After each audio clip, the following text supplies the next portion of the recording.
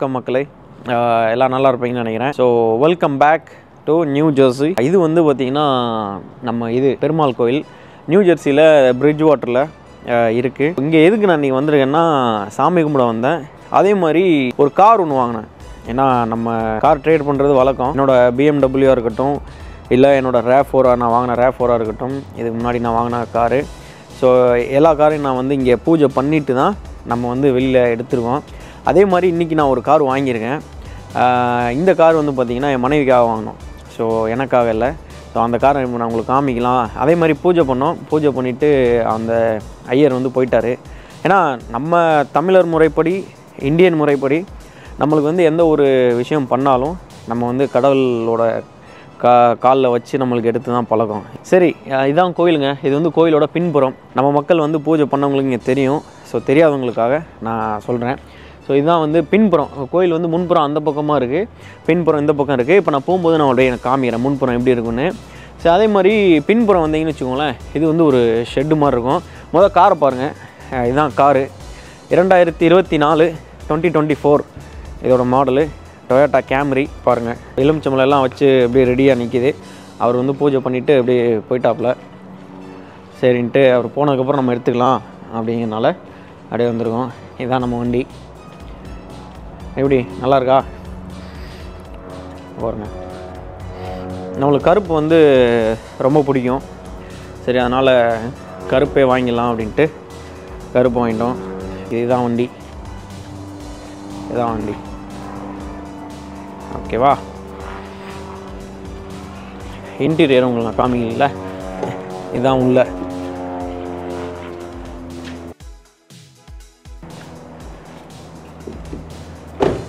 அப்புறமா இது வந்து இது உள்ள பின்னாடி.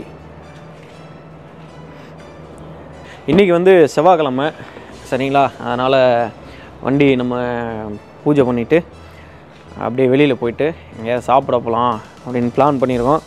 அதுக்கப்புறமா எப்படின்னு தெரில, பார்ப்போம். சரிங்களா? சரி, பூஜை முடிஞ்சு நம்ம ஊர் வழக்கப்படி தேங்காய் உடைக்கணும். 3 தடவை வலது பக்கமும் இடது பக்கமும் சுற்றி உடைக்கணும்.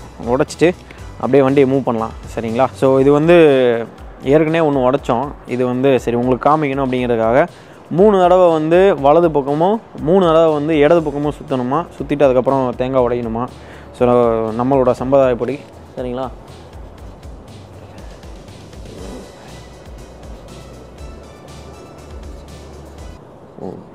சரி, உடைச்சலாமா? இது என்ன சொல்லி உடைக்கிறது? அப்படியே நார்மலாக உடைக்க வேண்டியதான் இல்லையா? அவ்வளோதான், தெரிச்சிச்சு. சரி, வண்டி மூவ் பண்ணலாம். அப்படியே மூவ் பண்ணிவிட்டு அப்படியே வெளியில் போகலாம். சரிங்களா? அப்புறமா வெளியில் போகும்போது நான் உங்களுக்கு அந்த முன்பக்கம் நான் காமிக்கிறேன் எப்படின்னு. சரிங்களா? கோயிலை பாருங்கள். சரி, நான் மூவ் பண்ணுறேன், பாருங்கள்.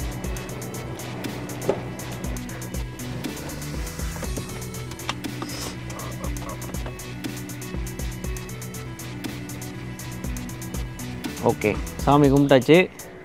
முன்பக்கம் போகலாம். முன்பக்கம் போயிட்டு கோயிலை பார்த்துட்டு அப்படியே கிளம்பலாம். சரிங்களா? சரி, போகலாம். இதுதாங்க கோவிலோட இந்த பக்கம். உங்களுக்கு பார்த்தீங்கன்னா தெரியும். இதான் பாருங்கள்.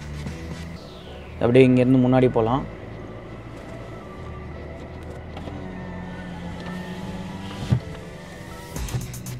இதுதான் கோவிலோட இந்த கார் பூஜை பண்ணிவிட்டு அப்படியே வெளியில் வந்தோம்னா இது வெளியில் போகிற வழி. இதான் கோயில் முன்புறம். கோபுரம், கலசம் இங்கேருந்து பார்க்கலாம். வாங்க பார்ப்போம். இந்த இதுதான்.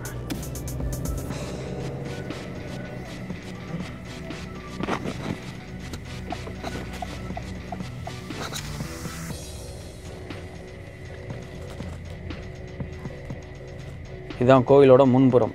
மக்கள் பாருங்கள் எப்படி இன்னும் ஃபோட்டோ எடுக்கிறாங்கன்னு. இதுதான் முன்பக்கம். ஸோ இது ஒரு நல்ல வந்து ஒரு செம்ம ஒரு லொக்கேஷன்னு சொல்லலாம். இங்கே செம்ம காமாக கூலாக இருக்கும். மக்களே பார்த்தீங்கன்னா நான் வண்டியை அங்கே பார்க் பண்ணிவிட்டு நான் வந்துட்டேன். ஸோ இதாங்க கோவில். நீங்கள் பார்த்தீங்கன்னா தெரியும். கோயிலோட அந்த முன்பக்க வாசல் இதான். நம்ம இந்த பக்கம் வந்து இங்கே கார் நிப்பாட்டிட்டு அப்படியே இறங்கி இப்படியும் போகலாம். அப்படி இல்லைனா நீங்கள் பின்பக்கம் பார்க் பண்ணலாம். இந்த இப்போ நம்ம கார் பூஜை பண்ணோம் இல்லையா, அங்கே நீங்கள் பார்க் பண்ணிட்டு பின் வழியாகவும் போகலாம். பட் இது கொஞ்சம் வந்து தூரமாக இருக்கும். குளிர்காலத்தில் வந்தீங்கன்னா பின்னாடி வந்துடுங்க, ரொம்ப ஈஸியாக இருக்கும். வெயில் காலம்னா முன்னாடி இருந்தாலும் உங்களுக்கு ஓகே தான். அதே மாதிரி இப்போ வந்து இந்த மான்சூன் சீசன் ஆரம்பிச்சிச்சு. எப்படின்னா குளிர்காலம் ஆரம்பிச்சிச்சு இல்லையா, நவம்பர் மாதம் நடந்துகிட்ருக்கு. இந்த இலையெல்லாம் பார்த்திங்கன்னா மரத்துலேருந்து இலையெல்லாம் விழுந்துருக்கும், கலர்லாம் அப்படியே மாறி அந்த இலைங்கள்லாம் கீழே விழுந்துடும். நல்ல ஒரு சீசன். அதே மாதிரி இந்த சீசன் வந்து திரும்ப ஆரம்பிக்கும் போது நல்லாயிருக்கும். ஏப்ரல் இல்லை மேல ஆரம்பிக்கும். ஸோ அப்போவும் வந்து நல்லாயிருக்கும். அதை வந்து இப்போ வந்து இதை வந்து ஸ்ப்ரிங்னு சொல்லுவாங்க. அப்போது வந்து செரி பிளாசம் அப்படின்னு சொல்லுவாங்க. அதை பார்க்குறதுக்கே இங்கே நிறையா மக்கள்லாம் போவாங்க. ஏன்னா இப்போ வந்து இந்த இலைங்கள்லாம் விழுது. அப்போ அந்த ஏப்ரல் மேலே வந்து அந்த இலைங்கள்லாம் திரும்ப பூக்கும்போது அந்த இது கலர்லாம் வந்து நல்லா கலர்ஃபுல்லாக இருக்கும். ஸோ அதனால் மக்கள் நிறையா பார்க்க போவாங்க கோயிலோட ஃப்ரண்ட்டு. அதே மாதிரி இங்கே நிறையா இல்லை, இந்த விண்ணை தாண்டி வருவாயா படம் எடுத்தாங்க இல்லைங்களா, ஸோ அதுவும் இங்கே தான் அப்படின்னு சொல்கிறாங்க. இன்னொரு விஷயம் உங்களுக்கு நான் சொல்லணும். ஏன்னா நம்ம ஊர் தமிழ்நாடு கோயில் எங்கே போனாலும் நம்ம பார்த்துருப்போம். பட் அமெரிக்காலையும் இந்த கோயிலில் இந்த யாழியோட இது வச்சுருக்காங்க பாருங்கள். சிங்க முகம் கொண்ட அந்த உடம்போட தோற்றம், அந்த முகம் வந்து பார்த்திங்கன்னா ஒரு வித்தியாசமாக இருக்கும். ஸோ அந்த இதுவும் இங்கே வச்சுருக்காங்க பாருங்கள். அதை நான் இங்கே நோட் பண்ணேன். இதாங்க கோயில், வாங்க பார்க்கலாம். இந்த கோயிலுக்குள்ளே போகும்போது கேமராலாம் வந்து அலோவ் கிடையாது, உள்ளே அலோவ் பண்ண மாட்டாங்க, வீடியோ எடுக்க விட மாட்டாங்க. அதே மாதிரி இது உள்ளே வந்து கேஃபிட்டீரியா இருக்குதுங்க. உள்ளே போனீங்கன்னா கேஃபிட்டீரியா இருக்குது. வெஜிடேரியன் சாப்பாடு தான் எல்லாமே. வடை, பொங்கல், இட்லி, சாம்பார், சட்னி எல்லாமே இருக்கும். இப்போ இந்த வழியாக நீங்கள் உள்ளே போகலாம். பட் இந்த பக்கம் கேட்டு இவங்க ஓப்பன் பண்ணல இன்னும். என்ட்ரன்ஸ் வந்து பார்த்திங்கன்னா அந்த பக்கம் போய் தான் அப்படியே போகணும். ஸோ இவ்வளோதான். வாங்க இந்த பக்கம் இருந்து பார்த்தீங்கன்னா கலசம் தெரியுங்க. இங்கேருந்து பார்த்தீங்கன்னா இங்கே இருக்கு பாருங்கள்.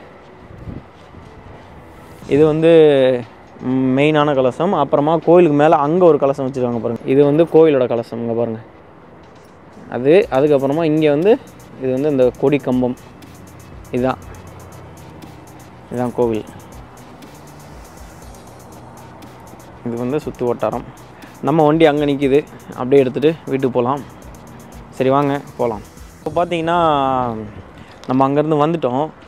உங்களுக்கு நான் அந்த இது பூஜை பண்ணதை காமிச்சேன். பட் இதோட விலை என்னன்னு சொல்லலை இல்லையா. ஸோ இதோட விலை, அதுக்கப்புறமா இதோட இன்சூரன்ஸ், இதோட ப்ராசஸ், இங்கே இருக்கிற ப்ராசஸ் நான் கொஞ்சம் ஷார்ட்டாக நான் சொல்கிறேன். எப்படின்னா வண்டி வாங்கலாம்னு முடிவு பண்ணிட்டோம். சரின்னு போனோம். இதோட ப்ரைஸ் வந்து பார்த்திங்கன்னா $32,000. சரிங்களா. ஸோ $32,000 நாங்கள் டவுன் போட்டது வந்து பார்த்திங்கன்னா $8,000 நாங்கள் டவுன் போட்டோம். ஸோ $8,000 டவுன் போட்டு மிச்ச காசுக்கு வந்து லோனோட கொடுத்தாங்க. இன்சூரன்ஸ் வந்து இப்போ அதிகமாகிடுச்சுங்க. ஏன்னு தெரில. முன்னாடிலாம் வந்து இன்சூரன்ஸ் கம்மியாக இருந்தது. இப்போ எல்லா ப்ரைஸுமே விலை அதிகமாகிடுச்சு. அதனால் இதோட இன்சூரன்ஸ் மட்டும் பார்த்திங்கன்னா இப்போது $600 மந்த்லி. ஒரு மாதத்துக்கு இப்போ இந்த காரை நம்ம வச்சுருக்கணுன்னா $600 நம்ம பே பண்ணுமா. ஏன் அப்படின்னு கேட்டதுக்கு அவங்க சொல்கிறாங்க கார் வந்து புது காரு. ஸோ இது வந்து ஃபுல் கவரேஜ். இப்போ ஃபுல் கவரேஜ் போட்டிங்கன்னா $600 ஈஸியாக வந்துடுது. பட் முன்னாடிலாம் அந்த மாதிரி கிடையாது. முன்னாடி வந்து $250 $300 தான் இருந்துச்சு. இப்போ வந்து பார்த்திங்கன்னா நான் சொல்கிறது புது காருக்கு, யூஸ்டு காருக்கு கம்மி. புது காரோட அந்த இது வந்து இப்போ கொஞ்சம் அதிகமாகிடுச்சு. ஸோ அதை என்னென்னு பார்த்துக்கோங்க. மேபி ஃப்யூச்சரில் கம்மியாகிறதுக்கு வாய்ப்பு இருக்குதுன்னு சொல்லிடுவாங்க. சரி அதையும் எப்படின்னு பார்க்கலாம். மார்கேஜுங்கிறது வந்து நம்ம மாதம் இது கட்டி தான், மாதத்துக்கு வந்து பார்த்திங்கன்னா $500 $520 நம்ம அக்கௌண்ட்லேருந்து இவங்க எடுத்துப்பாங்க காருக்குன்னு சொல்லிட்டு. ஸோ இதுதான் அது. சரி இதை வந்து நம்ம உங்களுக்கு காமிக்கலாம் இங்கே எப்படி இருக்குது அப்படின்னு சொல்லிட்டு பண்ணோம். ஸோ அன்றைக்கி என்னென்னா அன்றைக்கி கொஞ்சம் ரஷ்ஷில் இருந்தேன் அந்த ஆஃபீஸில் உட்காந்துருக்கும்போது. அதனால் உள்ளே நமக்கு ஷூட் பண்ண டைம் இல்லை. ஏன்னா வேலைக்கு வேறு போகணும் ஆயிருந்துச்சு. ஸோ அதனால் கொஞ்சம் ரஷ்ஷில் இருந்ததுனால அன்றைக்கி வீடியோ எடுக்க முடியல. ஸோ சரி இன்றைக்கி வந்து கோயிலில் வந்து பூஜை பண்ணிவிட்டு காரையும் உங்களுக்கு காமிச்சிட்டு அப்படியே கோவிலையும் காமிச்சிட்டு சரி அப்படியே இது பண்ணலாம் அப்படின்ட்டு பார்த்தது. ஸோ இதாங்க பாருங்கள் வண்டி எப்படி இருக்குன்னு எனக்கு சொல்லுங்கள். இன்னொன்று வந்து பார்த்திங்கன்னா நான் இந்த ரோல்ஸ் ராய்ஸ் எடுக்கும்போதும் சரி, என்னோடய BMW எடுக்கும்போதும் சரி, நான் இவ்வளோ இன்சூரன்ஸ் நான் பே பண்ணல. ஸோ அதே மாதிரி என்னோடய எல்லா காருக்குமே நான் இந்த கோயில் வந்து தான் பூஜை பண்ணேன். எதுக்குன்னா நாங்கள் இங்கே தான் கடை வச்சுருந்தோம். என்னோடய ரெஸ்டாரண்ட் வந்து இங்கேருந்து ஒரு 8 நிமிஷம் தான் இந்த கடையிலேருந்து இருந்துச்சு. இப்போ நாங்கள் இங்கே இல்லை. இப்போ நாங்கள் வந்து வேறு ஏரியாவில் இருக்கோம். பட் இந்த காருக்கு இப்போ நான் பே பண்ணுற இன்சூரன்ஸ் ரொம்ப அதிகம். ஸோ நீங்கள் யாராவது அந்த மாதிரி பே பண்ணிங்கன்னா எனக்கு எப்படின்னு சொல்லுங்கள். சரிங்களா. அதே மாதிரி இந்த வண்டி வந்து 4 சிலிண்டருங்க. 4 சிலிண்டரு. நான் ஹைவேலையும் நான் நல்லா செம்ம ஸ்பீட் போகுது. ஸோ இன்னொரு முக்கியமான செய்தி நான் என்ன சொல்லணும் அப்படின்னா, நான் வந்து ரோல்ஸ் ராய்ஸ் ஓட்டினேன், BMW ஓட்டினேன், அதே மாதிரி இந்த கேமரி ஓட்டுறேன்ல, 3க்கு என்ன வித்தியாசம் அப்படின்னா, நான் ரொம்ப வித்தியாசம்லாம் நான் ஃபீல் பண்ணல. பட் நீங்கள் ரோல்ஸ் ராய்ஸ் ஓட்டும்போது நல்லா செம்ம ஸ்மூத்தாக இருந்துச்சு. நீங்கள் உட்காந்துருக்கதே தெரியாமல் இருக்கும். பட் பிஎம்டபிள்யூவில் இருக்கும்போது கொஞ்சம் உங்களுக்கு வித்தியாசம் தெரியும். பட் இதே கேமரி நீங்கள் ஓட்டும்போது வித்தியாசம் இருக்குது, ஆனால் ரொம்ப வித்தியாசம் இல்லை. இப்போ இந்த வண்டி ஹைவேல போகும்போது வந்து பார்த்தீங்கன்னு வச்சுக்கோங்களேன், அந்த பிஎம்டபிள்யூக்கு ஈக்குவலாக இருக்கா அப்படின்னா நான் ஃபீல் பண்ணது எனக்கு இருக்குது. கொஞ்சம் ரோடோட சவுண்ட் வந்து கொஞ்சம் கேட்கும், ரொம்ப கேட்காது. பழைய வண்டிங்கெல்லாம் வந்து அதிகமாக கேட்கும். பட் இது புது வண்டி அப்படிங்கிறதுனால அது கேட்கல. ஏன்னா கம்பேர் பண்ணும்போது பிஎம்டபிள்யூ அதே மாதிரி உள்ளே இருக்கிற அந்த மிரர் கண்ட்ரோல் சீட்டாக இருக்கட்டும், அதுக்கப்புறமா அந்த காரில் இருக்கிற அந்த டிவைடராக இருக்கட்டும். இப்போ நீங்கள் ஹைவேல போயிட்டுருங்க அப்படின்னா ஒரு சில பேர் இப்போ ஃபோன்லாம் வரும்போது நம்ம எடுத்து ஃபோன் பார்ப்போம், லைன் அப்படியே க்ராஸ் ஆகும் இல்லைங்களா? அப்போ வந்து இந்த இதில் சென்சர் இருக்குது, காரை சுற்றி சென்சர் இருக்குது, பேக் கேமரா எல்லாமே இருக்குது. ஸோ என்னென்னா நீங்கள் அந்த லைனை க்ராஸ் பண்ணும்போது இது வந்து சத்தம் கொடுக்கும். நீ வந்து லைனை க்ராஸ் பண்ணுற, லைனுக்குள்ளே வா அப்படின்ட்டு. இப்போ நீங்கள் ஸ்டேரிங் பிடிச்சிருக்கீங்க இல்லைங்களா, ஸ்டேரிங் வந்து அப்படியே உங்களுக்கு இந்த பக்கம் இழுத்து கொடுக்கும். அப்போ நீங்கள் சுதாரிச்சிக்கலாம். அது வந்து பிஎம்டபிள்யூலேயும் இருக்குது, ரோல்ஸ் ராய்ஸ்லேயும் இருக்குது. ரோல்ஸ் ராய்ஸில் எல்லா கார்லேயுமே இருக்குது. ஆனால் டொயோட்டாவில் இப்போ வர்ற எல்லா கார்லேயுமே வந்து இது வச்சுருக்காங்க. ஸோ அந்த ஃபெசிலிட்டிஸ்லாம் ரொம்ப நல்லா இருந்தது. அதே மாதிரி எல்லாமே ஆட்டோமேட்டிக்கு, வெதரு எல்லாமே உங்களுக்கு உள்ளே தெரியும்.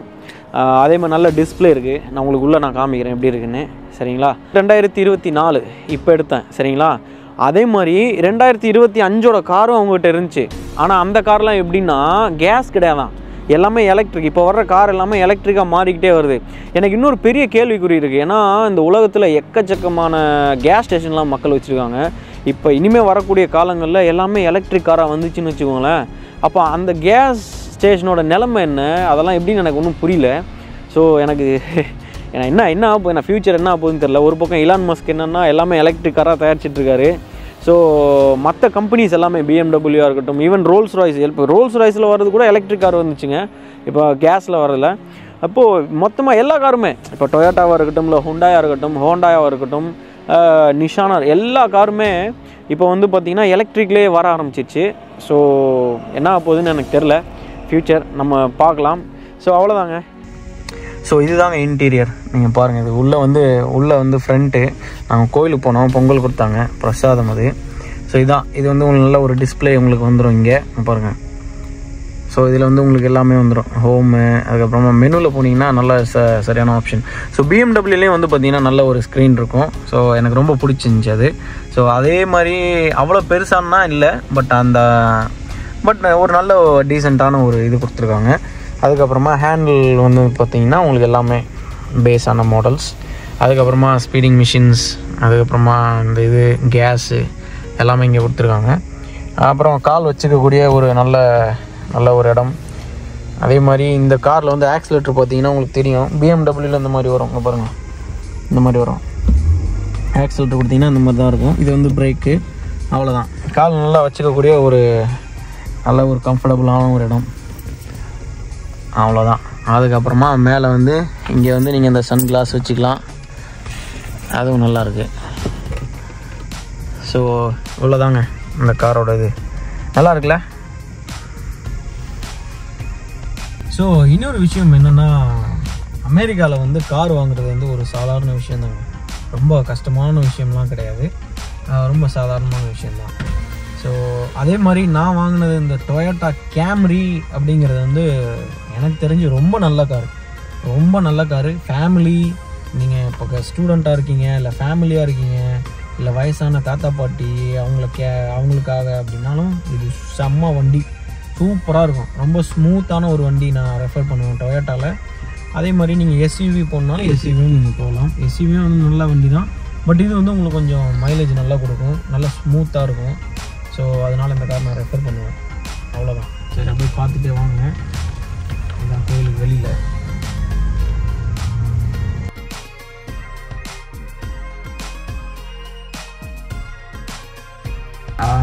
அப்படியே என் ஒய்ஃபு கூட லாங் ட்ரைவ் போயிட்டு நியூயார்க் சிட்டி போகிறோம். போயிட்டு என்ன இருக்குன்னு பார்க்கலாம், சரிங்களா? சரி வாங்க போகலாம்.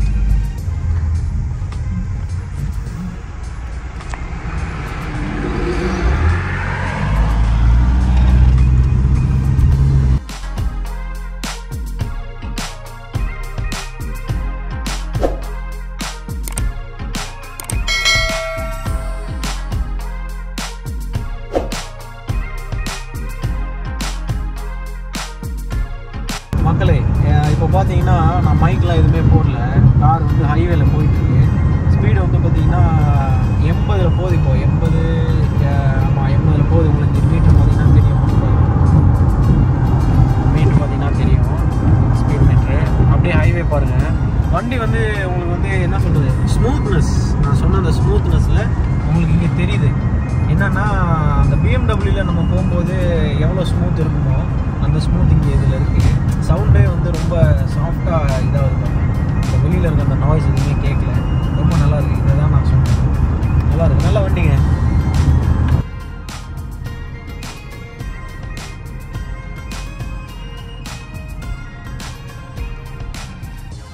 இந்த வீடியோ இதோட முடியுதுங்க. உங்களுக்கு பிடிச்சிருக்குன்னு நினைக்கிறேன். எப்படி இருக்குன்னு எனக்கு தெரியப்படுத்துங்க. சரிங்களா? மீண்டும் ஒரு நல்ல வீடியோவில் எல்லோரையும் சந்திக்கிறேன். பார்த்து சேஃபாக இருங்க. இதுதான் கோவில். எல்லாருக்காகவும் சேர்த்து நான் சாமி கும்பிட்டேன். கோவில் ஒரு தடவை பாருங்கள். பார்த்துட்டு இந்த வீடியோ அப்படியே முடிச்சுக்கலாம்.